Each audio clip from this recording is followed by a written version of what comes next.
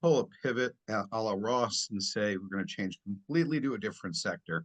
Uh, OpenAI going public.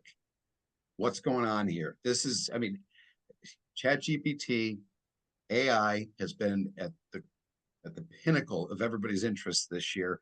You see people changing the way that they look online. You see stories being written. You see students getting thrown out of school because they are not using it properly.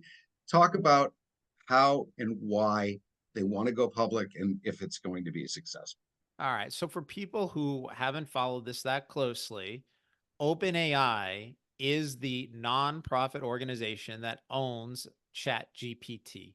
Now, fortunately, we have Alex here with us who has used ChatGPT to produce some very funny memes for us and some really funny images. And he's been great about using generative AI in really creative ways. Um, OpenAI was founded in 2015 by people like Sam Altman, Elon Musk, and Peter Thiel.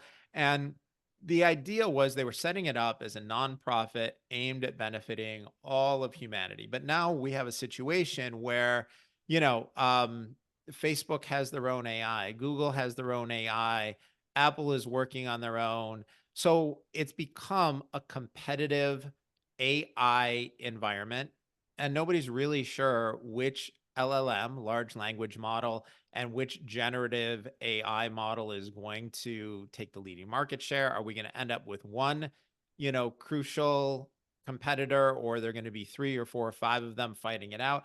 We're not really sure, but within the last week, the company has announced plans to fully transition into a for-profit entity, potentially going public. Sam Altman would potentially receive 7% ownership. And, the company could adopt a very complicated corporate structure.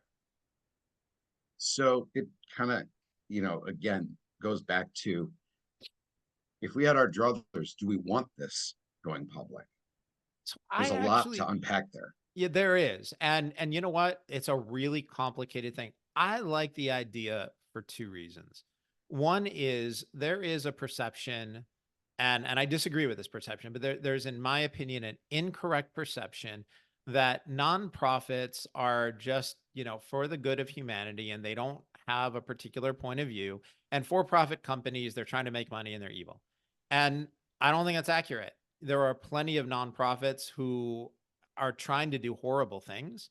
There are terrorist organizations that are supported by nonprofits. No, I'm not saying all nonprofits are like this. I'm just saying being a nonprofit is not proof of any kind of moral virtue. And at least with public companies, they have to please shareholders. And the only way you can please shareholders is by pleasing your customers, right? Delivering a great product at a good price or something along those lines. The second reason I like it is because as corporate regulatory restrictions and SEC restrictions have gotten more and more difficult and more onerous, fewer companies have gone public. And it is more appealing because of the costs of remaining public for a lot of these companies to go private.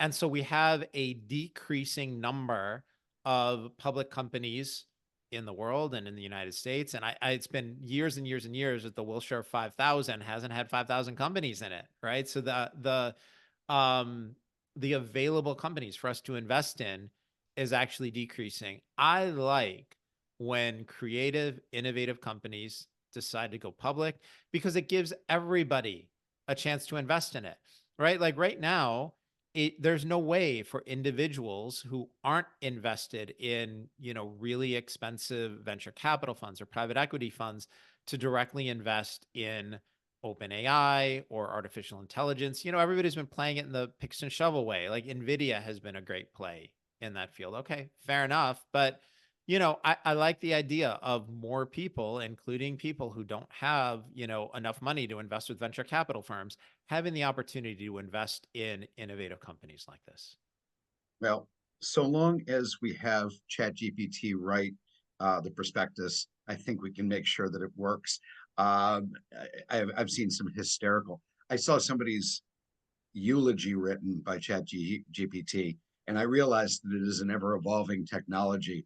But let's just leave it like this. the family was not pleased. So, um, So somebody plagiarized grandma's eulogy? pretty much. That is not And respectful. oh, it was a, well, dumpster fire. But yeah, nonetheless, it's a great topic, and this is only going to get bigger. This is not going away. And we've unleashed some really interesting technology and power out there right now.